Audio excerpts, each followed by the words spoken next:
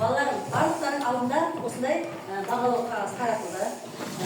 Ұлыларға ұлттың, қыздарға қызды, аты жөніміз жазып қоямыз. Және де сабаққа қатыссақ, үй тапсырмасына қатыстық па, қол көтеріп, жауап бердік па, бір ұпай, бір балда бағалап отырамыз. Екі сұраққа жауап бердің ба, 2 балл қоямыз. Бірінші тапсырмада, топтық жұмыста, екінші жұптық жұмыста қандай тапсырмаға белсене қатысасың, бағалау қағаз өзімізге не істеп отырамыз? Баға қойып отырамыз, бір балдан қойып отырамыз. Түсінікті ғой? Тамаша, бір шетке қойып қоямыз, әлі бізге қажет емес. Олай болатын болса, үйге қандай тапсырма берілді? Бұл күтіп айтамыз. Кәмге, жаңыл, үйге қандай тапсырма берілді? Үйге отбасы құндылықтары мен ата-ананың танысуы. Тамаша, үйге отбасы құндылықтары берілді. Өте жақсы. Олай болса, қазір сендерге мына конструктив, мынандай киіз үй берілген, яғни біз отбасымыз неден бастап балаларым? Әр отанымыз, әр шаңырақтан отбасынан басталмайды, сол осы отбасына қатысты сұрақтар берілген, үй тапсырмасына байланысты. Киіз үйді ашамыз есігін, ішінде үй тапсырмасына сұрақтар берілген. Кәнекей. Соны дәулетке берейік. Кәнекей ашып, ішінде сұрақтар болып дейміз. Қасан саған берейін, астын саған берейін, қайда қуаз деп қалды.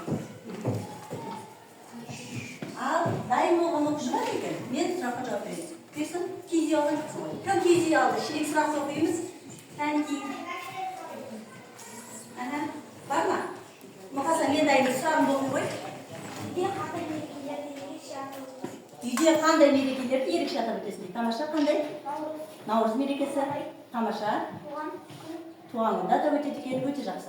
Тағы бар ма толықтыратындар? Асылған?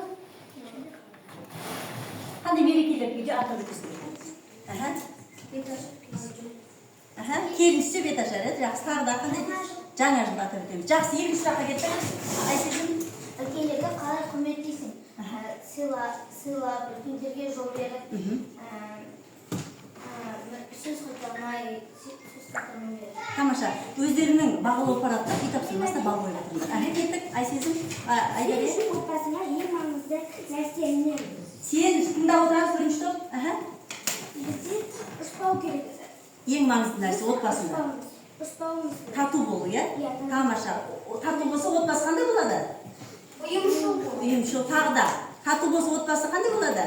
Жақсы. Жақсы болады, бір-бірін жақсы көріп тұрады, мейірімді болып тұрады. Тамаша. Асылған сенде бар ма? Тамаша. Отбасына қалай көмектесесің? Отбасына қалай көмектесесің дейді? Жинап. Тамаша. Папам машинасына. Өте жақсы. Тағы бар Бексұлтан, сен қалай көмектесесің дейді? Мал жайғасы көмектесемін. Таңыр сенше саған берген жоқ. Айта қойшы. Қалай көмектесің? Жинап, шуып, бұлшықтар жинап. Тамаша, мінекей. Төсек жинап жайып. Жақсы болып сұрақтар берілді. Екінші топ. Ата-аналар саған қандай жақсы қасиеттер үйретеді? Үлкендерге жол беру. Тамаша. Үлкендерді құрметтеу. Өте жақсы. Үлкендермен амандасу. Өте жақсы. Қойсар, сенде бар ма үйде? Қазір балам келеді. Отбасыда қандай жақсы дәстүрлер бар? Сенде отбасында қандай? Жақсы. Бесік той. Өте жақсы. Бесік той қай кезде болады? Тұсаукесер қай кезде болады? Мысалы, тоқталды. Бала туғанда. Тұсаукесер. Бала бір жасқа толады. Бала бір жасқа толғанда оның тұсауын кеседі. Неге? Не себепті? Несесінде? Бала дұрыс жүрсін. Қайдай барсын деп дұрыс жүрсін. Тағы да бар май сөйледі бар екен. Отырған рахмет. Өз бағалауларын жасап отырамыз. Отбасымен бірге қайда серуендеуді ұнатасың? Отбасымен қайда серуендеуді ұнатасың? Қонаққа. Қонаққа барған жақсы көреді. Тағы қайда серуендеу? Үшінші қатар? Қонаққа. Тауға. Саяхатқа шыққың келеді ма? Айтамыз, қайда саяхатқа шыққың келеді? Қайда қыдырғың келеді отбасыңмен? Жоқ? Саябаққа. Жақсы, қазақшасын айтамыз. Орын қалай дейміз? Тағы да бар ма? Ибрахимде отбасымен қайда саяхатқа шыққың келеді? Қайда қыдырғың келеді отбасымен? Отырамыз. Айшын ауызша айтты жоқ ма? Саған айтып берді ғой, қалай танысқан? Менің ата-анам бір кеште танысқан. Туған күнде. Яғни менің әкем көп қыздың арасынан анамды таңдап үйге шақырады. Содан кейін ертесі күні бірден анама звондайды. Қоңырау шалады. Содан кейін анама айтып, саған құда түсеміз дейді. Анам айтыпты, дипломымды алып алайын дейді. Анам оқу бітіріп дипломын алып, әкем анама құда түсіп, қазір бақытты жанұя болады. Бүгін отау құрғандарына осы биыл 22 жыл болды. Осы ата-анамның президенті болғаныма мыңдап шүкір. Тамаша балалар, мінекей. Айда келді дейді. Қалайда анам қалай танысты анасы? Баратын кезде такси тоқтатады. Сол кезде әкем тоқтайтындар жұмысына бара жатқан кезде телефон номерін сұрады. Сол кезде анам телефон номерін бермейді. Bir aydan keyin qaytadan taksi to'xtatadi. So'sdan qaytadan akam to'xtatadi. Tағы да кездесіп қалады екінші мәрте. Тамаша, содан? So'dan tағы да номерін сұрайды. Сол кезде номерін береді. Сөйтіп танысады. Танысады. Қазір қанша бала отбасында? 2 ұл, 1 қыз. Тамаша. Біздің қызымыз Айдар екен. Тамаша бала. Мынау қасық қой. Шәрді, соңғы шәрді не істетсеңіз? Алып қойсаңыз. Қандай сөз шықты?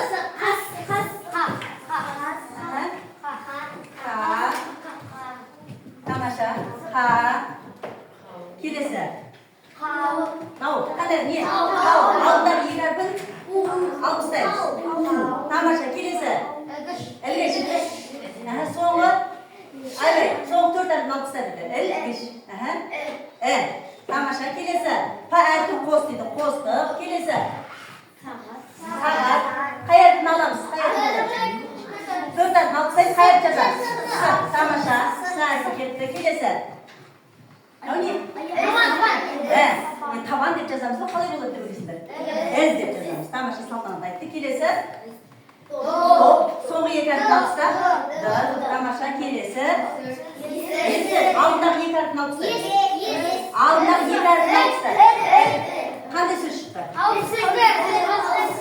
Қандай сөз шықты? Сұрақ. Қауіпсіздік дегеніміз не? Сендірмеңдер. Жандар. Қауіпсіздік деген үйіндегі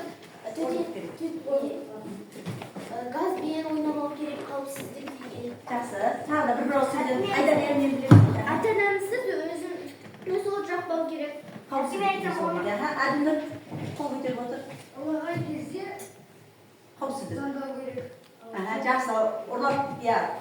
Ұрлап тамақ істеу керек. Жақсы. Ол да қауіпсіздікке жатады екен. Кетіп бара жатса, өшіп кету керек. Тамаша. Енді қараңдар балалар. Қауіпсіздік дегеніміз, яғни бұл қауіп деген нәрсе. Қауіп деген нәрсе ол өзінен өзі болмайды екен. Ол белгілі біреулердің, болмаса бір жағдайлардың әсерінен не екен, туындайды екен. Яғни адамдардың дұрыс емес бір әрекеттеріне болуы мүмкін, ол сен болмасаң саған келуі мүмкін, зияны тиюі мүмкін. Сондықтан балалардың қауіп деген ол оқыс оқиғалардың нәтижесінен болады екен. Ал қауіпсіздік дегеніміз осы қауіптен сақтансақ біз, онда біз қауіпсіздікті не істейді екенбіз? Сақтайды екенбіз. Біздің бүгінгі сабағымыз балалар қауіпсіздік екеніміз. Мінекей, қауіпсіздік дегеніміз не? Бүгінгі біздің жаңа сабағымыз. Яғни бүгінгі сабақта сендер осы электр құралдарын қолданудың сақтық ережелері бойынша белгілердің суретін салып үйренесіңдер. Электр қуаты деген нәрсе білеміз бе біз? Білеміз ба? Тамаша. Электр қуаты дегеніміз ол біздің күнделікті өмірде жаңа сендерге киіз үйден бердім. Қараңдар. Бұрынғы біздің ата-бабаларымыз осы киіз үйде тұрды. Солай ма? Электр қуаты болды ма? Жоқ. Электр қуаты болған. Бұл кезде бұл кісілер немен не істеп отырған? Неге жаққан? Қараңғы отырады ма? Тағы да. Кеш қараңғы болады сол кезде. Жоқ. Үйде мысалы сабақ оқиды, киіз үйде тұрды, ұйықтайды, тамақ ішеді кешке қарай. Сол кезде не жақпай отырды? Шөге жаққан. Дұрыс. Шамдай шамдармен істеген екен, отырған екен. Ал біз қазір қандай үйде тұрамыз? Біз қазір жер үйде үйлеріміз де несіп келе жатыр? Біз бір қабатты үйде тұрамыз, 2 қабатты үйде тұратындар бар осы біздің сыныпта, қалада тұратындар бар, 5 этаж, 9 қабатты, 5 қабатты, 9 қабатты үйлерден тұратындарымыз бар. Енді соның барлығы не керек екен балалар? Қауіпсіздік сақтау керек екен. Экранға назар аударамыз. Мінекей қараймыз балалар. Бүгінде дейді, адамзат тіршілігінде электр қуатынсыз елестету мүмкін емес. Яғни электр қуаты үйлерді, мысалы, мектепті, көшелерді жарықпен қамтамасыз етеді. Солай ма? Электр қуаты біз қосып тұрмыз. Жарық болсын деді. Азанда келгенде қараңғы болады, сәлден кейін қараңғы болады, біз қосып қойдық. Компьютерімізді қостық. Көрдіңдер ме? Электр қуаты арқылы үйдің ішінің жайлылығын қалыптастырады. Азық-түлікті сақтауда, қазір айтып алайын. Азық-түлікті сақтау кезінде, қайда сақтаймыз азық-түлікті? Тағам әзірлеу кезінде электр жарық қолданады. Біз газ ошпанды пештерге электр қуатымен жұмыс жасаймыз. Үйдің ішін тазалау кезінде, теледидарды, компьютерді іске қосу кезінде, кір жуу кезінде, үтіктеу кезінде, барлық кезде не керек екен бізге? Электр қуаты керек. Енді қара, осы электр құралдары, осы электр жаңа атап өткен электр құралдары тоқтың соғуына, өрттің шығуына себеп болуы мүмкін. Сондықтан біз алайда не істеуіміз керек балалар? Қауіпсіздік ережесін сақтауымыз керек. Біз енді елестетіңдерші, бізде свет өшу деген жағдай бола ма? Үйде өше ма? Өшеді. Кешке қарай өшіп қалады. Сол кезде қалай сезінесіздерді? Өзімізде андай кеш болды. Свет өшіп қалды. Қалай сезінесіңдер өздеріңді? Қандай болады үйдінші? Қап-қараңғы, тағы да қорқынышты, тағы да үйде ешкім түрін көрмей қалуы мүмкін. Жақсы. Ондай кезде не қолданамыз? Фонариктерді қолданады.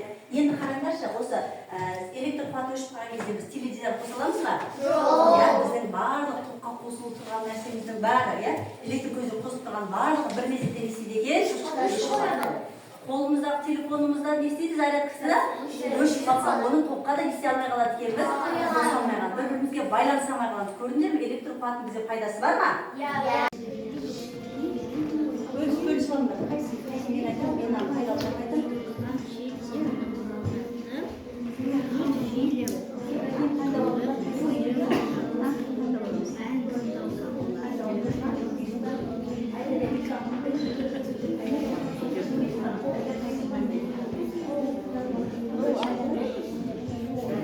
Қуатынсыз елестету қиын.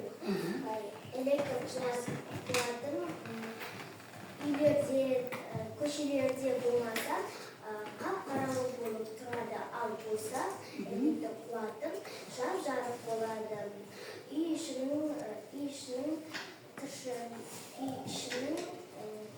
тіршілігінде қолданамыз, осы электр құралдарды. Қандай үйде қолданатын не заттар бар екен? Компьютер, теледидар, іске қосудан. Оларды? Кепті ұру. Кір жуамыз, кепті, тағы да арқада, кім табысы? Салтанат, отыр сөйлеп тұрмайды ме? Үй жинаймыз, онымен бірге. Үйді немен жинаймыз? Қандай электр құралдармен жинаймыз?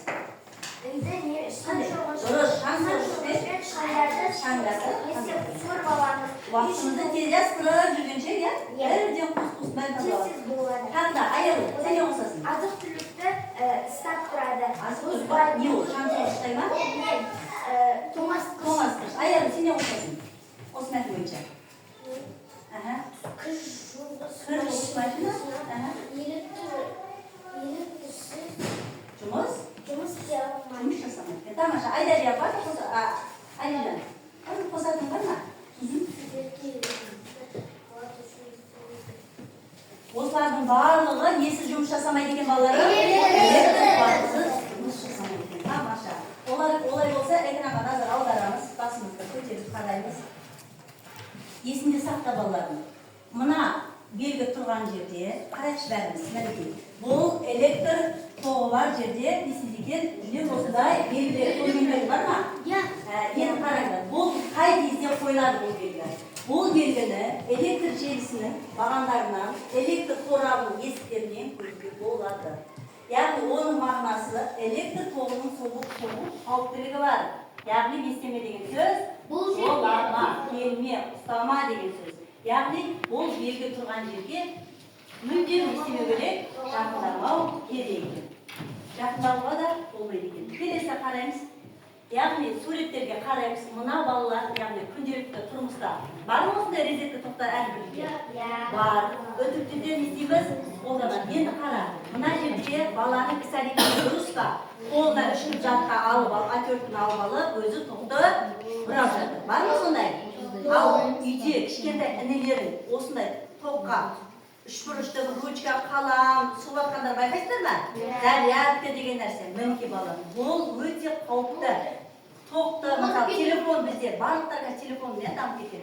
Телефонға тоқты зарядкасын қосып қойып, телефонды зарядтап болған соң телефонды алып кетіп қалып, ана тоқты қосылып шнуры қалып кетуге болмайды. Себебі оның басына не шығып тұр?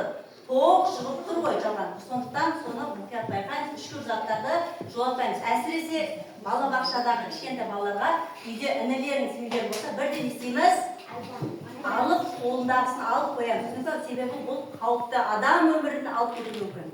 Онда оқыс оқиғалар көптеп болып жатыр. Егер бұл қауіпсіздік шарасын біз сақтасақ, онда біз қауіптен істейміз, арыламыз, иә? Қауіпсіздік ережесін осындай байқап жүрміз. Келесі, мына бала тефаль қойып жатыр. Тефаль. Свет өшкен кезде біз барлығымыз, газ өшкен кезде, апаттық жағдайда болған кезде бізде газ өшіп, шай қоямыз, сабаққа кетеміз, тефаль қоя сал дейді. Бар ма сондай? Сендер ересек болып қалдыңдар, иә, мінекей. Сол кезде суды шашырап, төгіп, сыртына дейін төгіп қойып, мінекей. Сөйтіп бар тоқ болса, міндетті түрде мына нәрсе тоқ ұрады. Сондықтан да тефаль болмаса қолының су еместігіне, тефальдің артық шеті су еместігіне баса назар істеу керек екен, аудару керек. Және де келесі, мына қыз жұмыс жасап тұр. Бұл қыздың, яғни үтікпен жұмыс жасап тұр. Бұл үтігінің бір шетін істелген, үзілген. Байқайсың, көп үйде үтіктеп жатады. Үтіктеген сайын, күнде үтіктей берген сайын, үтіктің проводын істей береді. Бұранасы. Айланып кетеді. Және айланып кетеді да жұмысқа кетті. Інім екеуміз үйде жалғыз қалдық. Алайда біз анам айтқан ескертулерді үнемі жадымызда ұстаймыз. Анамызге егер ескерту қоңырау шалса, кім келгенін сұрамай ашуға болмайды дейді. Сендер де бейтаныс адамдарға есік ашпаңдар, электр құралдарын қосумен қалдырмаңдар, және сіріңкемен ойнамаңдар. Егер тамақ пісірсеңдер, пешті қадағалаңдар, телефонға немесе теледидарға алаңдамаңдар. Оларға қарап уақытыңды әрі денсаулығыңды жоғалтасың. Жедел қызмет телефондарын көрмейтін жерде ұстаңдар. Терезені ашпа және сыртқа шықпаңдар. Білмейтін дәрілерді ішпе. Ауырып қалған жағдайда анаңа қоңырау шалып, есту керектігін сұра. Біз осы ережелерді қатаң сақтаймыз. Сендер де үнемі қатаң сақтап жүріңдер. Балалар түсінікті ма? Осындай ескертулерді сендерге аналарың айта ма? Тамаша, осындай ескертулерді аналарың айтса, яғни бұл қай кезде айтылуы мүмкін?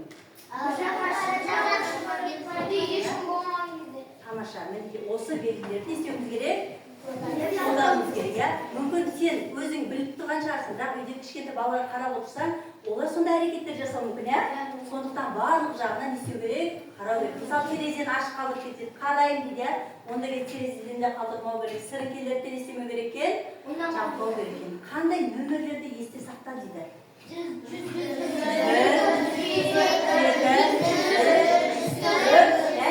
112. Олар қандай телефондар? Олар әпке біріншісін. Қандай телефондар?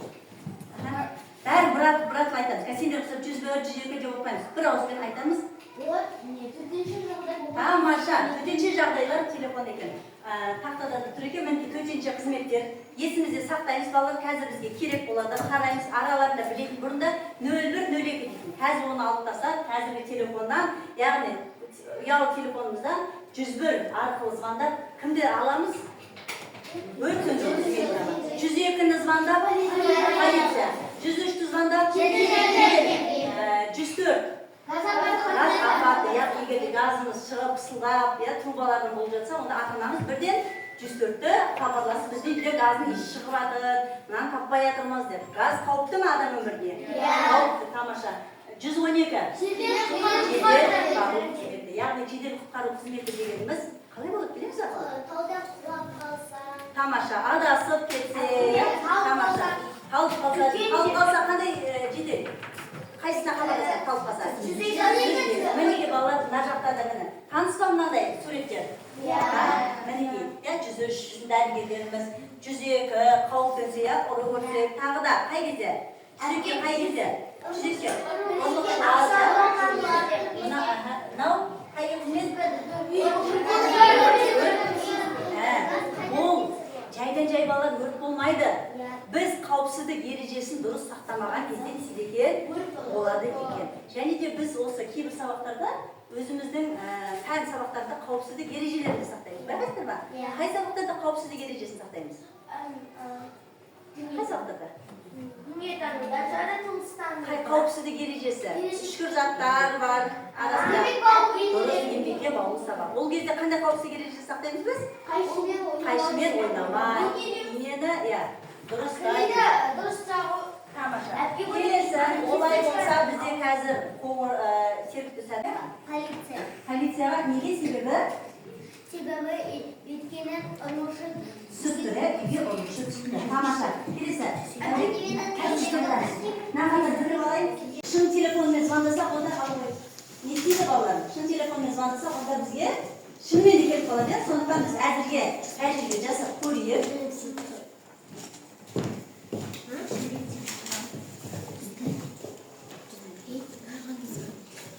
Ал кім сурет?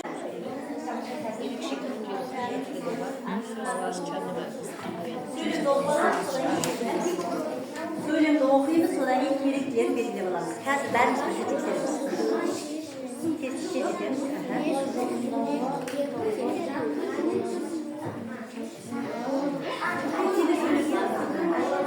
Үйді тазалайды, не тазалайды?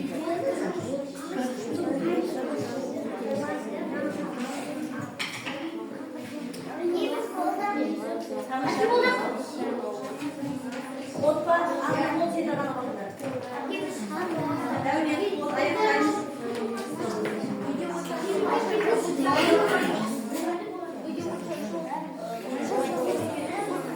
Оған топ, қаламсап қой басын көрсін, әкеміз. Шықпаймыз, тексереміз. Айдария болып қалды, Дәулет болып қалды ба, болып қалды.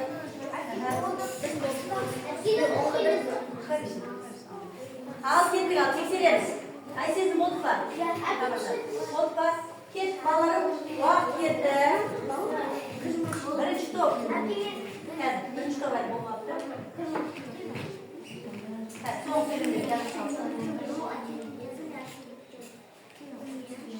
Ал бұл балаларым, түгел экранға қараймыз. Бірінші топқа мынадай жұптық жұмыс берілді. Яғни, бірінші сөйлемді оқыш салтанат. Ғимараттар мен көшелерге жарық, Электр қуаты жарық береді, тағамды сақтауға пайдаланады. Не ол? Тағамды сақтауға. Томатты, тамаша, үйді тазалайды. Киімді жуады. Машина, мінеке, тамаша, жауаптарын дұрыс. Өздерінің бағалы қағаздарына бір пайдан қойып қоямыз. Келесі екінші топ. Қараймыз. Бүйтеді. Өрттің шығуы мүмкін болатын себептер белгіле. Кәнки, дұрыс емес деп белгілейміз, кетіп бастаймыз. Сіріңкемен ойнау. Дұрыс. Қоқыс шығару. Дұрыс емес. Электр құралдарын ажыратуды ұмытып кету өрттің себебінен тудырады. Дұрыс бел. Ағаш отыру. Өрттің болуына себеп жоқ.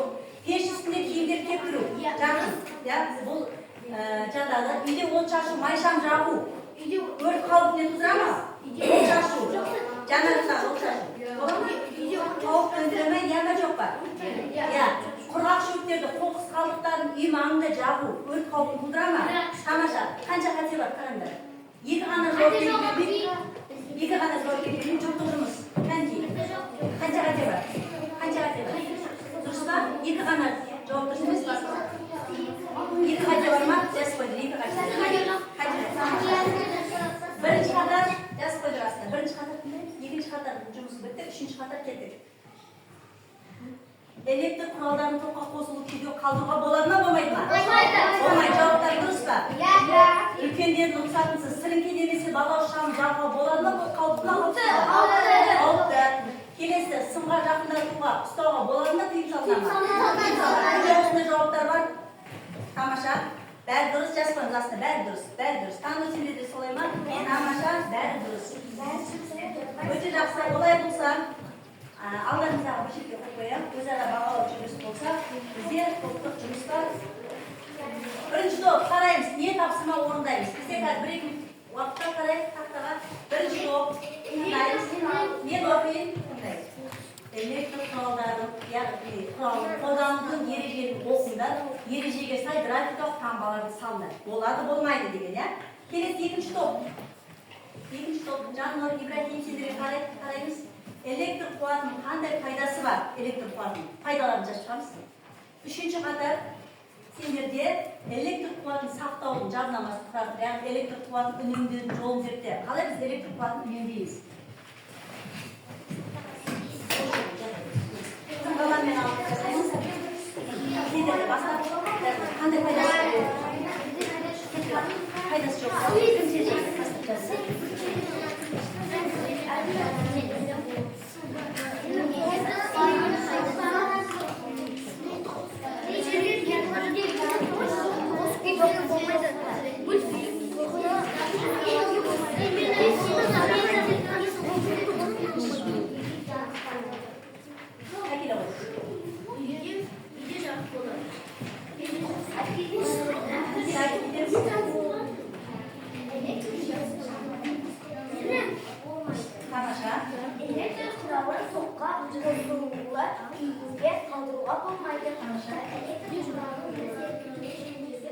Тамаша, және белгілерін салып қойдыңдар, Тамаша өте жақсы отырады.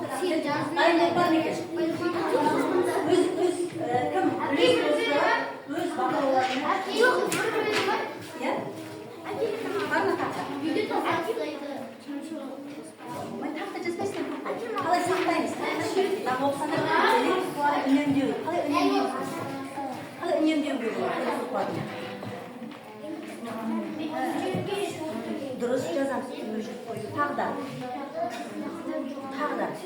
Светті өшіріп қою, артық сөздерді өшіріп. Жаза бермейсің ба? Электр қуатының пайдасы. Тағы да. Жазамыз.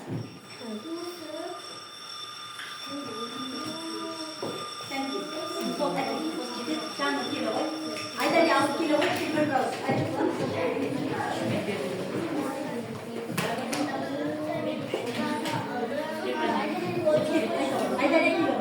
Электр қуатының пайдасы жақсы. Шағандарға ашпайса тұрады. Тамаша. Керектер көрген болады. Сендер топты бәрін жабылғанда жазып қояр едіңдер.